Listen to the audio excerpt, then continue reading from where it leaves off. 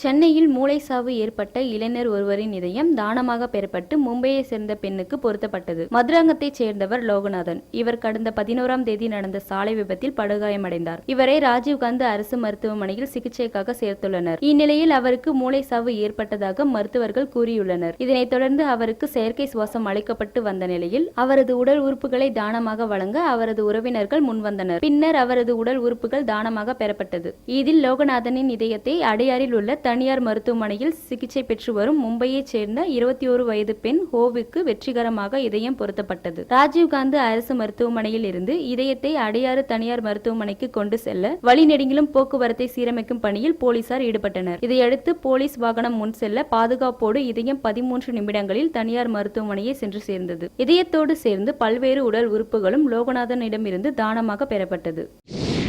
நாடு முழுவதும் மரம் நடும் நிகழ்ச்சி இன்று நடைபெற உள்ளதாக மத்திய நீர்வளத்துறை அமைச்சர் உமா பாரதி தெரிவித்துள்ளார். உத்தரகண்ட் மாநிலத்தில் ஏற்பட்ட வெள்ளப்பெருக்கு மற்றும் பேரழிவின் நினைவு தினத்தை நினைவு கூறும் விதமாக நாடு முழுவதும் மரம் நடும் நிகழ்ச்சி இன்று நடைபெற உள்ளது என மத்திய நீர்வளத்துறை அமைச்சர் உமா பாரதி தெரிவித்துள்ளார். டெல்லியில் செய்தியாளர்களிடம் பேசிய அவர், கங்கோதரி, ஹரித்வார், கான்பூர் உள்ளிட்ட இடங்களில் மரம் நடும் நிகழ்ச்சி நடைபெறும் என்றும் இதன் மூலம் மூலிகை குணம் கொண்ட செடிகளையும் மரங்களையும் மீண்டும் வளர்க்க முடியும் என்றும் குறிப்பிட்டார். உத்தரகண்டில் பாயும் கங்கையின் கிளையாறுகளை பாதுகாக்கவும் நடவடிக்கை எடுக்கப்படும் என கூறினார்.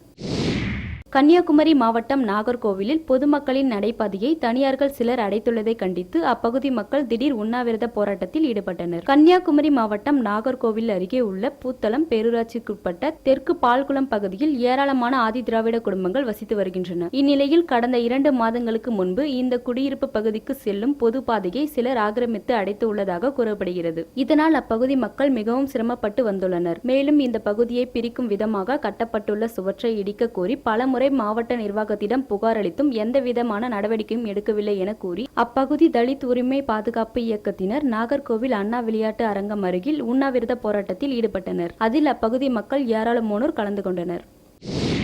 புதுக்கோட்டை மாவட்ட கலெக்டர் அலுவலகத்தில் தமிழ்நாடு சட்டமன்ற பேரவை அரசு உறுதிமொழி குழு கூட்டம் மாவட்ட கலெக்டர் மனோகரன் தலைமையில் நடைபெற்றது. புதுக்கோட்டையில் தமிழ்நாடு சட்டமன்ற பேரவை அரசு உறுதிமொழி குழு கூட்டம் நடைபெற்றது. இதில் சட்டமன்ற உறுப்பினர் போஸ் மற்றும் உறுதிமொழி குழு உறுப்பினர்கள் கலந்து கொண்டனர். அப்பொழுது தமிழக அரசு மூலம் வழங்கப்பட்ட உறுதிமொழிகள் யாவும் முழுமையாக நிறைவேற்றப்பட்டுள்ளதா என அவர்கள் ஆய்வு செய்தனர். இந்த ஆய்வுக் கூட்டத்தில் உறுதிமொழி குழு உறுப்பினர்கள் அசோக், அன்பழகன், அஸ்லம் பாஷா உள்ளிட்ட அதிகாரிகள் கலந்து கொண்டு பல்வேறு விளக்கங்கள் அளித்தனர்.